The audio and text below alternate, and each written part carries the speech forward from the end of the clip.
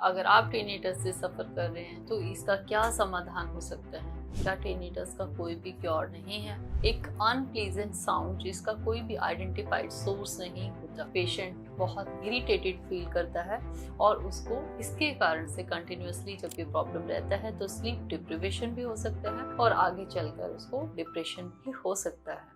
Hello everyone, welcome to our channel doctor Rekha Saroha DRS homeopathy. आज हम बात करेंगे टिनिटस के बारे में। टिनिटस क्या होता है, क्या इसके सिम्टम्स हो सकते हैं? अगर आप टिनिटस से सफ़र कर रहे हैं तो इसका क्या समाधान हो सकता है? क्या टिनिटस का कोई भी क्योर नहीं है? और होम्योपैथी में कोई ऐसी मेडिसिन हैं जिसको यूज़ करके हम टिनिटस को रिजॉल्व कर सकते हैं? क्या कुछ और भी अपना सकते हैं? ये सब जानने के लिए वीडियो को एंड तक जरूर देखें। अगर आप हमारे चैनल पे नए हैं तो उसे जरूर सब्सक्राइब करें, फॉलो करें और बाकी लोगों के साथ में शेयर करें। सबसे पहले बात करते हैं टिनिटस के बारे में। टिनिटस का मतलब होता है कि आपके ईयर्स के अंदर रिंगिंग होना, एक अनप्लीजेंट साउंड जिसका कोई भी आइडेंटिफाइड सोर्स नहीं होता। बहुत सारे लोग, आपने सुना होगा, कंप्लेन करते हैं कि उनको कान में अजीब अजीब तरीके की आवाज़ सुनाई देता है। कई बार ये साउंड किसी भी तरीके की हो सकती है। ये जो साउंड है बजिंग हो सकती है, रिंगिंग हो सकती है, विस्लिंग हो सकती है। कई तरीके की अलग अलग तरीके की ये साउंड्स हो सकती है। ये साउंड बहुत अनप्लीजेंट साउंड होती हैं जिसके कारण से पेशेंट बहुत इरिटेटेड फील करता है और उसको इसके कारण से कंटिन्यूअसली जब ये प्रॉब्लम रहता है तो स्लीप डिप्रिवेशन भी हो सकता है और आगे चलकर उसको डिप्रेशन भी हो सकता है। रीजंस क्या हो सकते हैं टिनिटस के? टिनिटस के रीजंस की अगर बात करें तो एज सच कोई पर्टिकुलरली ज़्यादा रीजंस इसके बारे में स्पेसिफिक नहीं होता है, क्योंकि बहुत सी बार ये अनआइडेंटिफाइड सोर्स के कारण होता है। बट फिर भी जो मोस्ट कॉमन रीजंस होते हैं उसमें अगर आपके ईयर ड्रम पे किसी भी तरीके का मैकेनिकल ट्रॉमा हो जाता है तो ये प्रॉब्लम होता है। बार बार रिपीटेडली अगर ईयर इन्फेक्शंस होते हैं तो भी हो जाता है। कान अगर वैक्स के कारण ब्लॉक हो जाए तो भी ये प्रॉब्लम होता है। बहुत सी बार जो आपका इनर ईयर होता है उसके अंदर बहुत छोटे छोटे हेयर होते हैं जिनको हम सीलिया कहते हैं।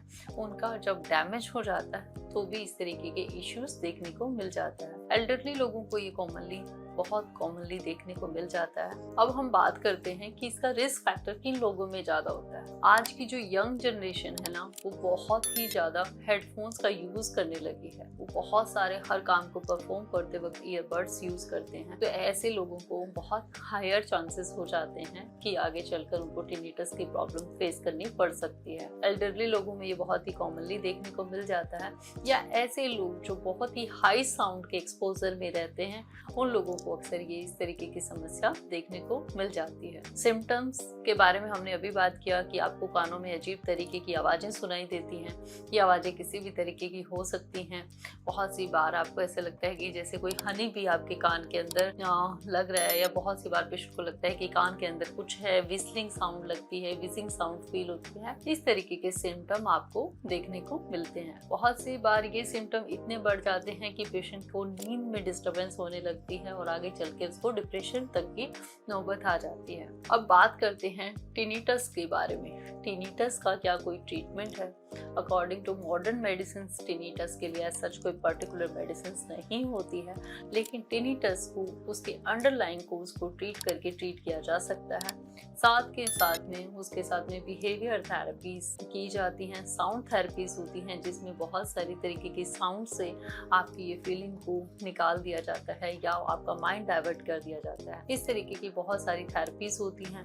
अगर हम बात करें सप्लीमेंट्स के बारे में तो टिनिटस के अंदर जिंक सप्लीमेंट, B12 सप्लीमेंट ये बहुत ही अच्छा काम करते हैं। आपकी नर्वस जो कंडक्शन है, नर्वस वीकनेस है, उसके ऊपर कंट्रोल करते हैं। जिंको का बायलोबा भी एक इसी तरीके का सप्लीमेंट है। अब बात करते हैं होम्योपैथी की।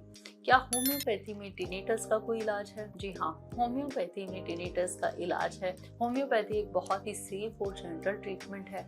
इसका जो हीलिंग अप्रोच है वो आपका होलिस्टिक है। ये आपकी बॉडी को अंदर से पूरी तरह से हील करता है, जिससे आपका जो नर्वस सिस्टम है वो हील होता है एंड डे बाय डे आपके टिनिटस के सिम्टम रिड्यूस होने लग जाते हैं। होम्योपैथी में बहुत ही वाइड रेंज है मेडिसिन की टिनिटस के लिए, जैसे कि ग्रेफाइटिस है, मिसेरियम है, कैलकेरिया कार्ब है, आपका लाइकोपोडियम है। ऐसी बहुत सारी मेडिसिन हैं, बट ये सारी मेडिसिन आपके सिम्टम्स पे किस तरीके की साउंड आती है, पेशेंट को किस लेवल तक का सिम्टम है, इन सब चीज़ों पे डिपेंड करता है। इसके लिए डॉक्टर के साथ कंसल्ट करना बहुत इंपॉर्टेंट है। उसी तरीके से मेडिसिन की डोजेज और पोटेंसीज भी उसी पे डिपेंड करती हैं।